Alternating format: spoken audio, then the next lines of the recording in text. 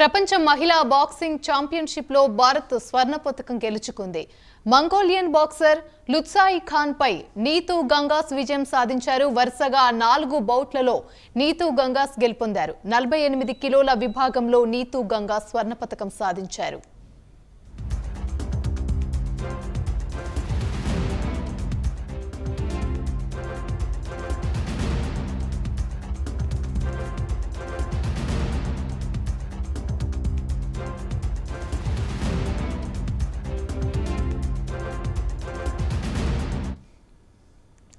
ప్రపంచ మహిళా boxing championship లో భారత్ స్వర్ణ పతకం గెలుచుకుంది.